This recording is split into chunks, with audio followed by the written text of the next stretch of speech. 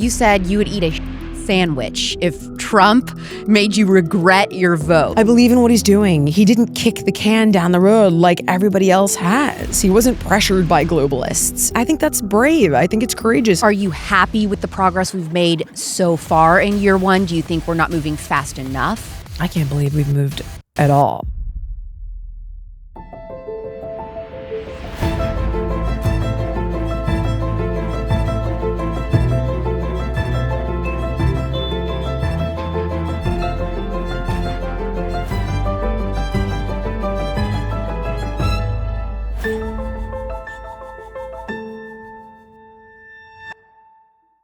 What happens when a lifelong Democrat challenges the left's health narrative?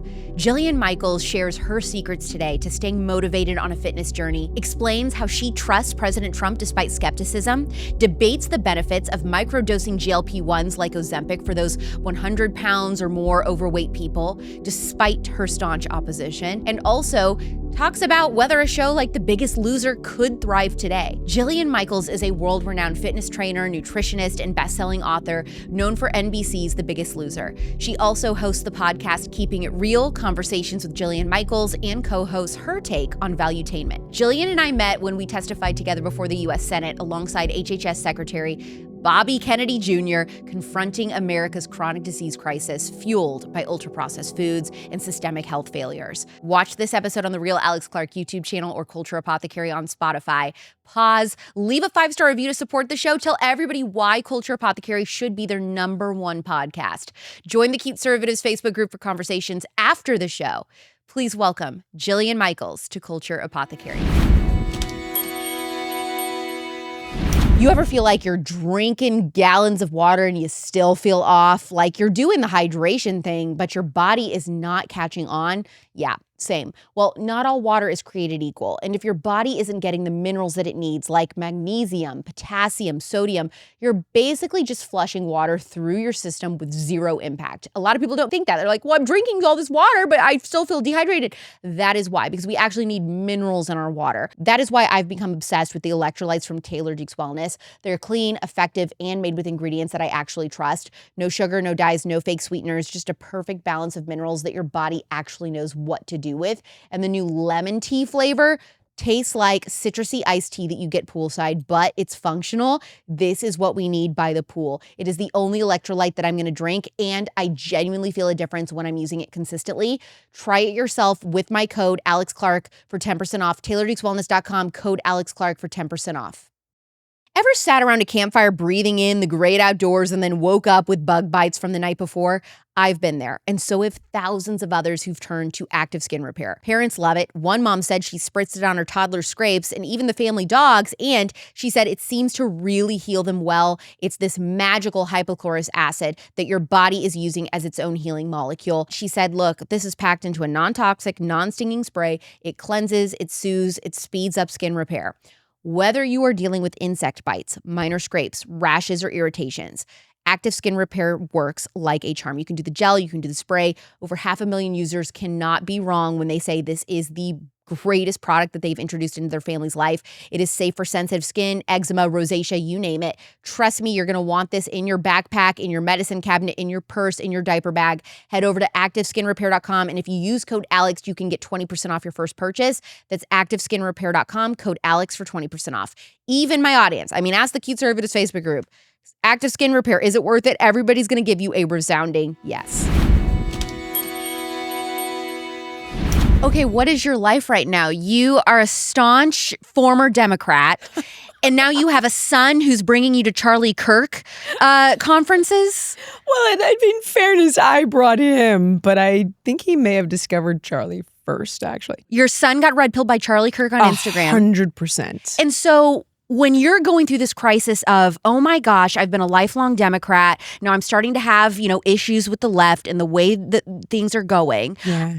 What was that like for you? I fought for it for a real long time. And I hate to say this, but it reminds me of a kid who has an alcoholic parent. Not that I did, but I have friends who did.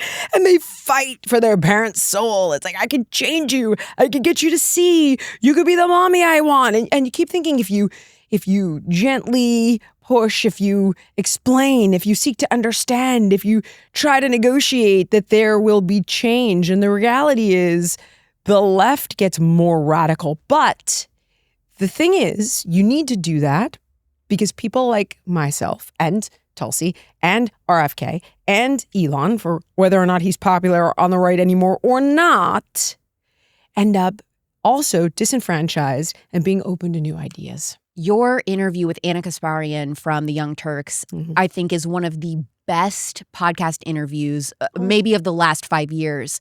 It was incredible. And I sent that to everybody. I said, this is amazing, just podcasting. But listening to her story about how she was fed up with the left. And I mean, that was the last person I thought I'd hear that from. Well, you know what happened to her? She was attacked by a homeless guy, sexually, luckily it didn't go too far, but sexually assaulted. Like, they came up behind her, grabbed her, dry humped her. I'm sorry, this is gross, but this is what happened. And she was horrified and talked about her experience. And then the left demonized her and crucified her for demonizing homeless people. And then they called her racist. And the homeless guy wasn't even of color. She's like, okay, you guys have lost it. And I think that's part of what happens to people on the left is that you speak your truth, very common sense stuff, and they purge. They purge you. They call moderates heretics.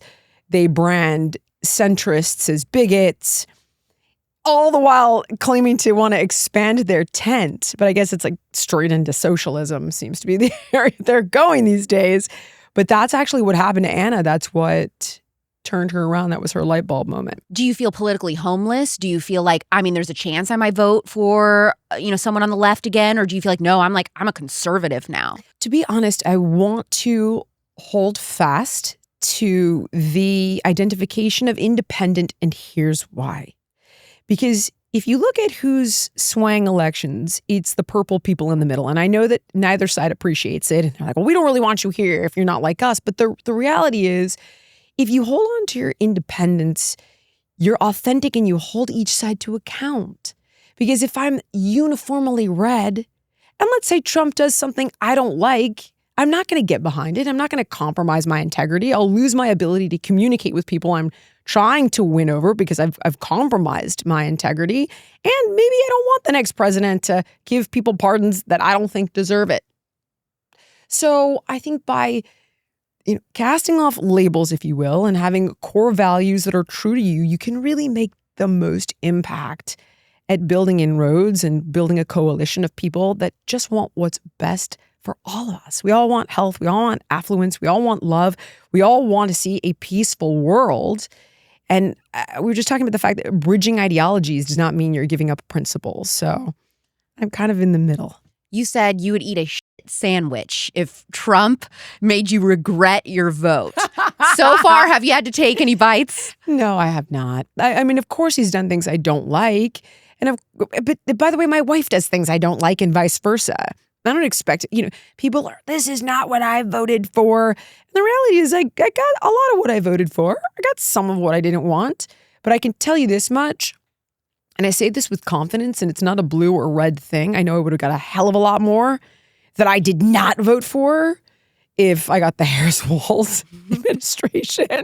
I'm laughing, but it's actually truly terrifying. Oh, yeah. I mean, when you think about the guy that came before Kennedy, Xavier Becerra, how come we're not talking about the fact that this guy wanted to remove age limits on sex changes for kids? Like, where was the alarm when that was happening? So that's the true terror that I saw in that administration. And of course, so much more. Do I think he's perfect? No. Does he do stuff? I'm like, oh, no. Sure, all the time. Sure, yeah. But there are also things that he does that I am truly impressed with. I'll be honest. I wonder if it might not be some of the boldest, bravest leadership that I've seen. And it's things like what he's doing with Iran and Israel. I actually think this is not going to become a forever war.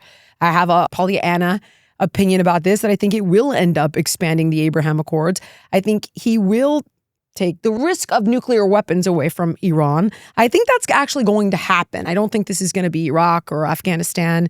I also agree with the tariffs. I can't tell you that I think his strategy is best, but the reality is there are asymmetries We are having a hollowing out of the middle class and the working class. We need reshoring. He's succeeding at that. There's a 454% increase in reshoring from 24 to 25. That's him. And we have national security problems without question that he's trying to address. Now, is all of it all at once the best idea? Maybe not. But he also probably feels the pressure of, oh my gosh, I only have 4 years. Yeah. There's so much to do. I believe in what he's doing. He didn't kick the can down the road like everybody else has. He wasn't pressured by globalists. I think that's brave. I think it's courageous. I'm hoping for the best. You're one of the most anti-Ozempic people in the fitness industry. But everybody right now is talking about microdosing and the benefits for people that are 100 plus pounds overweight. Let's get them started. Has your thoughts on that changed at all? Microdosing, yes. Microdosing, it has. Now, I haven't done a deep dive into it in all transparency, but there are people who have. JJ Virgin has. Our good friend Brigham Bueller has. And I trust them. What my biggest concern with regard to Ozempic is, of course, it has a suite of nefarious side effects. Tell us some of them. Gosh, I mean, intestinal blockage, stomach paralysis. There are cases of thyroid cancer, despite them being rare, pancreatitis. We're starting to see people lose their eyesight. You're hearing about sexual dysfunction, suicidal ideation. And these things are real. They're very real. This is not a naturally occurring hormone. It's a replica. GLP-1 lasts in the body 15 minutes. This lasts in the body 7 days. And when you get off of it, you gain all the weight back and then some. They're suggesting that it might be dampening stem cell production in the lower epidermis layer. And this is why people are having accelerated facial aging, not just fat loss. I've taken a ton of weight off of people. They don't look older. They look younger. There's definitely something else going on there. It's extremely expensive. So all those side effects worry me. I think they're greatly mitigated by microdosing. And in addition, I am concerned that this is a front line of defense. If it is one tool that, quite honestly, is a last resort in a toolbox, I'm far more comfortable. What do you think about people saying, oh, Jillian Michaels, she's like the Gordon Ramsay of exercise? I could care less. I think it's funny. I mean, honestly, it's interesting because that persona at this point. Does it feel like a lifetime away, or are you like, no, that's me? Like, it does. I wonder though, because there are talks of reprising that role in some capacity. They're talking about reprising The Biggest Loser. Not The Biggest Loser, no. But it's like, would you ever consider a special where you take on this issue again in that role? Not a game show of sorts, but and who knows? I don't know if anybody would tackle it, and I don't know if I've got the time to do it. But I wonder what I would be like in that environment. What I can tell you is this: Biggest Loser was unique in that it was a life or death intervention on a ticking clock. And that ticking clock requires a dramatically accelerated pace in demanding change. So you utilize anything and everything you have available to you. And for some people, utilizing fear to short circuit the narrative of what they think is possible versus what they think is not is something that I would absolutely use and, quite frankly, be very successful with. Now, a lot went on there that you didn't see. You saw 45 minutes of something that went on for 10 days, and that part made really good TV. And I would say it's probably 3% of the stuff that I used to do with the people that I worked with. But is it a tool I'd be willing to throw out? Probably not. Do you think that show could even be on TV today? Or would it be too politically incorrect? I think now that people are so sick of wokeism, I actually think it would, at this moment in time, do really well. Actually, that's interesting because I thought, oh no, they couldn't make this anymore. But you're right. Maybe actually it would explode. I said that 5 years ago. Yeah. I said that in 2019, and then I was swiftly canceled for saying that I didn't celebrate the fact that Lizzo was 300 and something pounds. And the reason I don't celebrate it is because I do think she's a brilliant artist, and I would never want to see her suffer from chronic disease. And the fact that that was a controversial statement was truly shocking to me. And at that moment in time, I thought Biggest Loser will never work. And in fact, it didn't. I think there was a reprisal. It had been a revival of it. And it did in fact fail. But I think now it's possible it could work. How are you really feeling about the MAHA movement behind the scenes? Here's what I don't like about it. I'm going to be honest. I don't like all the infighting. It disappoints me. Explain to people that are clueless, what is the infighting going on in MAHA? I've distanced myself from it so much at this point that I can simply tell you there's like the ones that focus on vaccines and there's the ones that focus on food.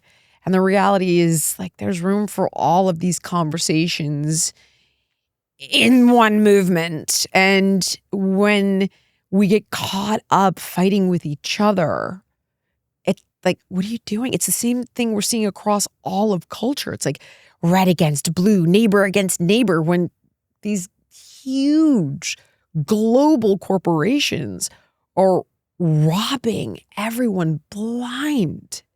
Pay attention to the true bad guy in the room. You're still fighting about diets and supplements, and who gives a shit? You're fighting about if we're going to prioritize whether a kid gets Hep B or we're going to ban red number 40. Can't you have both of these fights simultaneously? Yep. Like it's extremely disappointing to me. And I've kind of taken just a small step back while it all plays out, while continuing to advocate for the bigger, broader message. My schedule is busy. I am filming multiple days a week. I'm traveling. I'm speaking. I've been in a new state, new city every single week since March. And I don't always want to take the time to wash and blow dry my hair. Who's with me, ladies? I mean, every hand in the room goes up, right? I tried Primally Pure's natural dry shampoo. They sent it to me. They were like, honest feedback, what do you think? Dude, my hair was fresh. It was uplifted. There were no chemicals.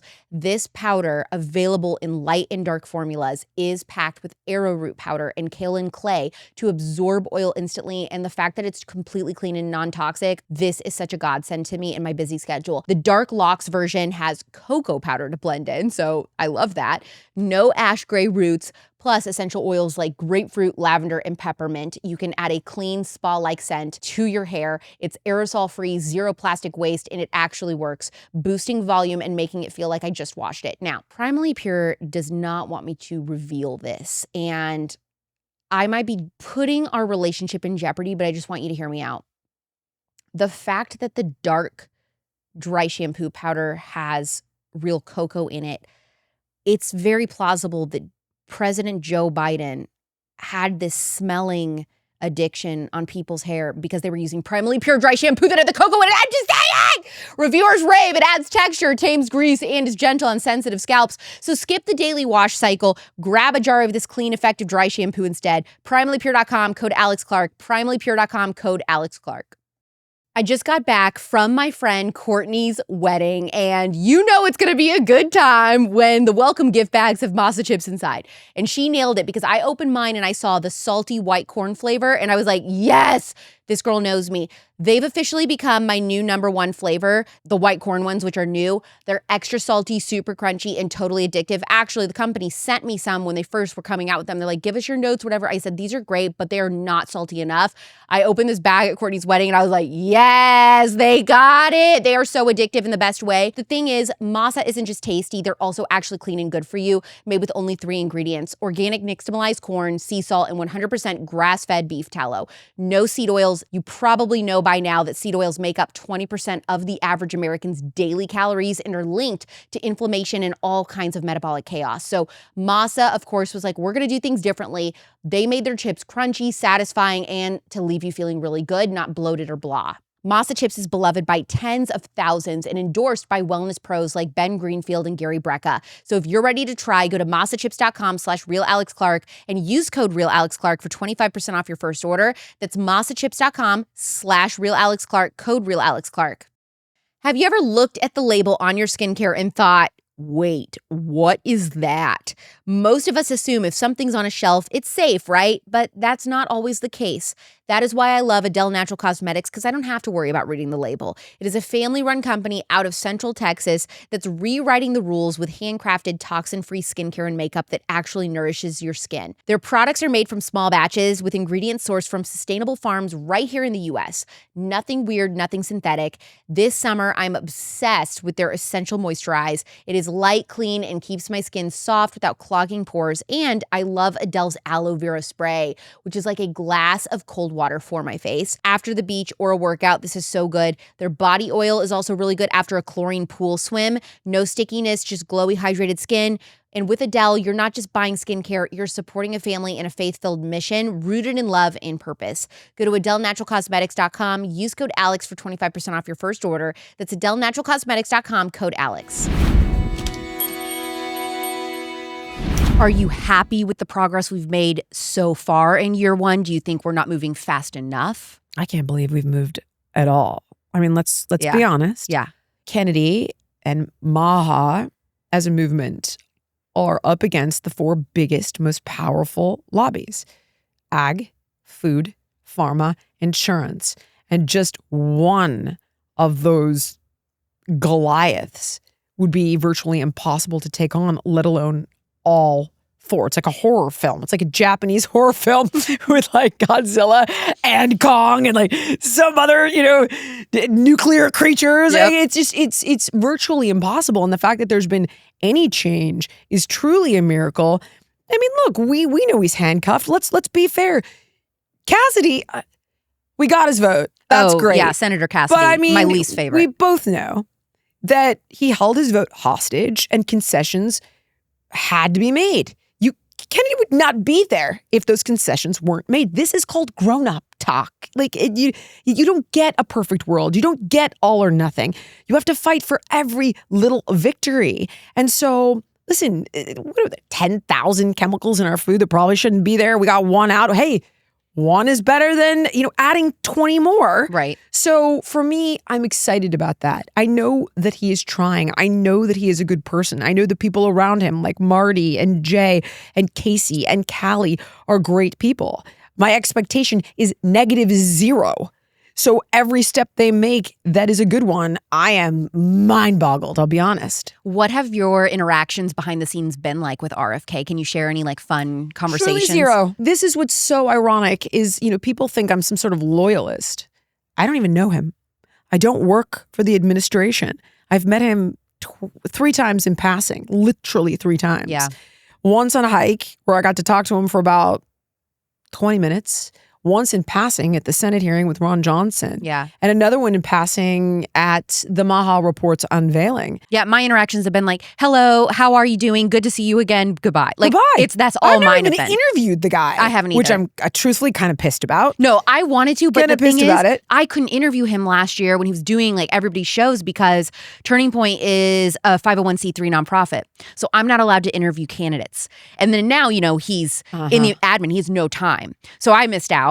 That's interesting. So one day maybe I'll get to interview him, Sure. but or maybe maybe I'll get lucky in these next 4 years and he'll have a second and he can do an interview. But yeah, it was hard for me too. The reality is I appreciate what he stands for. And the other truth of this is that I understand what he's fighting for and he's right. The problem is people don't know how to disseminate the misinformation.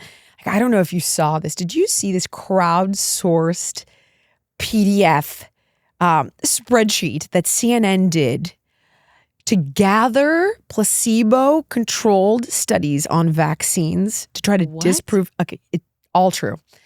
And I know this because I got into a bit of a tete-a-tete with a journalist at the New York Times, which I'm sure will be a hit piece that I plan on framing on the wall of my office. Hopefully not, but I'm optimistic. But I embrace it. I know I'll be in good company should that happen.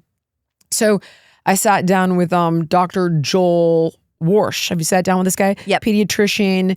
And he has his MS in, I believe, epidemiology. I'd have forgotten. His whole thing is vaccines. Yes. And I was like, break this down for me. And he's like, well, first of all, half the stuff on this spreadsheet aren't even on the kid's schedule. So let's wipe out half right there. He's like, second of all, the vast majority of them aren't actually inert placebo, meaning saline. They're using active comparable placebos, which is previous versions of a vaccine.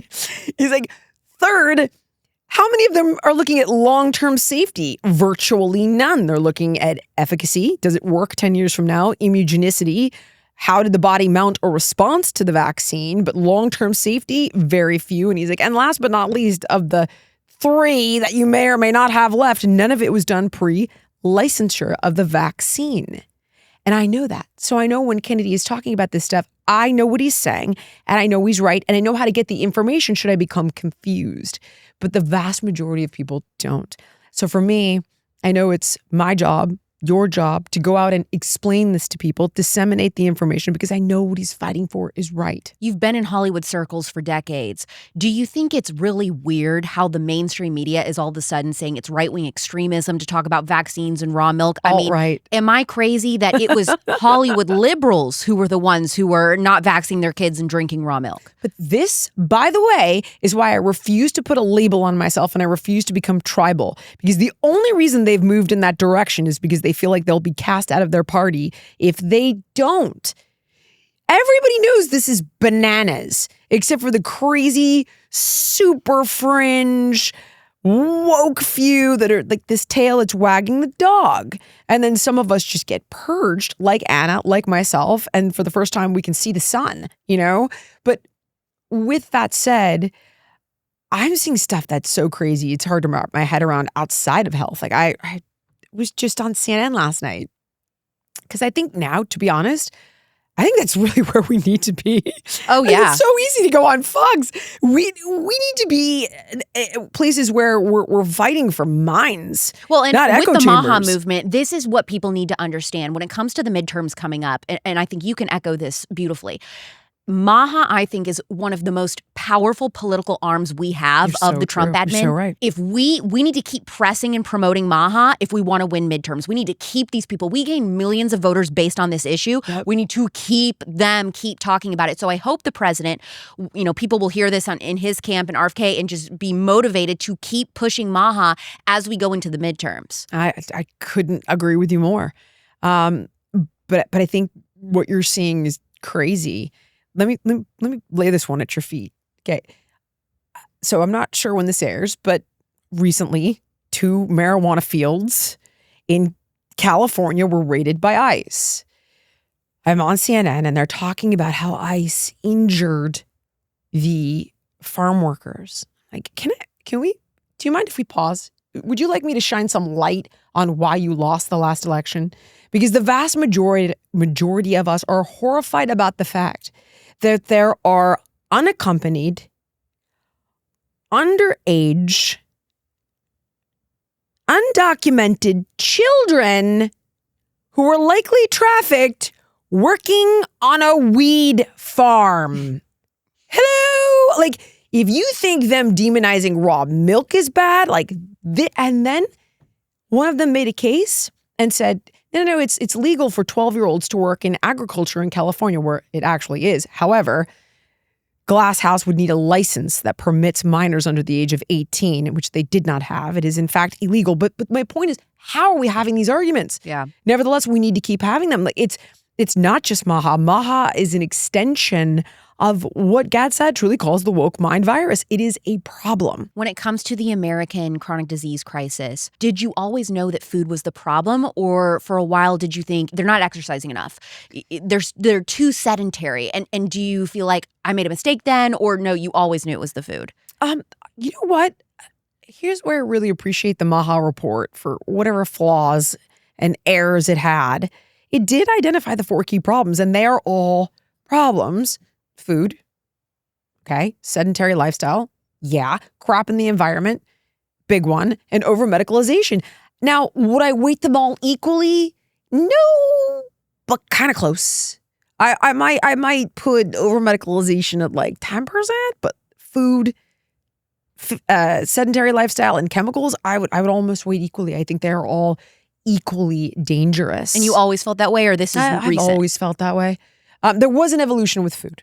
And that came when I was in my very early 30s because I couldn't understand why, despite the fact that I was a healthy weight and I was exercising, I still had a host of health issues, nodules on my thyroid, PCOS, melasma on my face. I'm like, this just doesn't add up. What am I missing here? And that's when I ended up writing Master Your Metabolism with a board-certified endocrinologist and really expanding my understanding about the quality of food. And I had to do a big mea culpa about the previous books. I was like, throw out all of those recipes with Splenda and soybean oil. Yep. So bad. What is your elevator pitch to keep somebody motivated on their fitness journey if they just are like, I can't do this anymore? Gosh, my elevator pitch. My elevator pitch, I guess, would be, what choice do you have? Because if you don't do it anymore, then it is a foregone conclusion. You will die sooner of something horrible. If that doesn't matter to you, then my pitch doesn't matter either way. But the more people try to avoid the thing they're afraid of, I don't want to deal with it, I don't want to face it, you manifest the thing you don't want to deal with. And I keep trying to explain that when you play all of these scenarios out of like, what if I try and it works? Amazing.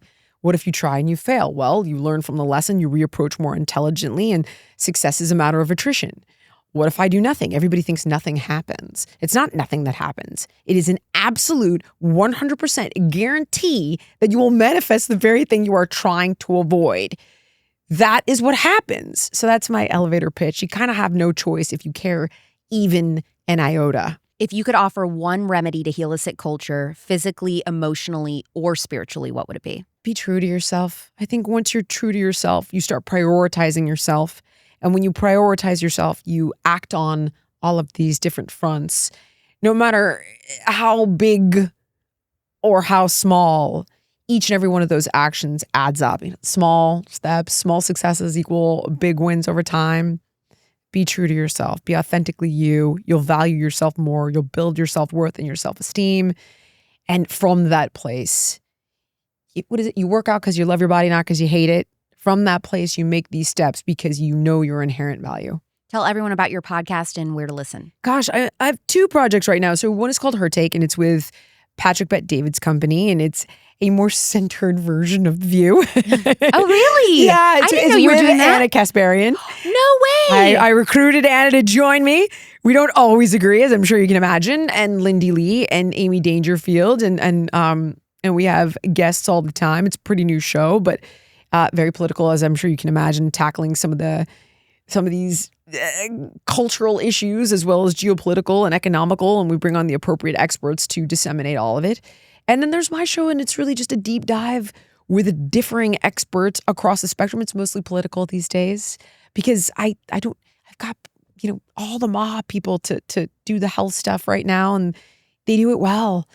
I'm trying to really lean into conversations with people that are not inherent. Yeah. Whether it's talking to Matt Walsh about gay marriage or talking to Kara Swisher about what I think is a problem having transgender athletes in sports. Those are the conversations that I'm really interested in having. Well, what's funny is, so my audience is, tried and true, conservative, Christian. Yeah. We didn't grow up hearing anything about the health. So me talking about all the health and wellness, they're hearing it for the first time. Your audience who knows you, they already know the health stuff for the most part. And so they're getting red-pilled on politics for the first time. So you and I have basically switched. That's so true. Yeah, and that's God, what we're needed, Yes, because you're speaking to an audience that hasn't heard it. You're complete.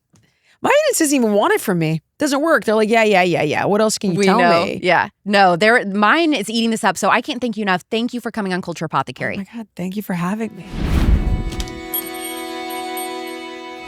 If you have not listened to Jillian's interview of Anna Kasparian, it is mandatory homework. Trust me, you're going to love that episode, especially if you have friends and family still on the left that you are desperate to see the light. Do not forget to leave that 5-star review. It is free on Spotify or Apple. It takes 2 seconds. It is crucial to our success. Follow the show on Instagram at Culture Apothecary or me at Real Alex Clark. We're on a mission to heal a sick culture Mondays and Thursdays at 6 p.m. Pacific, 9 p.m. Eastern, where new guests bring their own unique remedy to do just that. Subscribe to Real Alex Clark on YouTube to not only watch every episode, but I also post vlogs and all sorts of additional content there. I'm Alex Clark, and this is Culture Apothecary.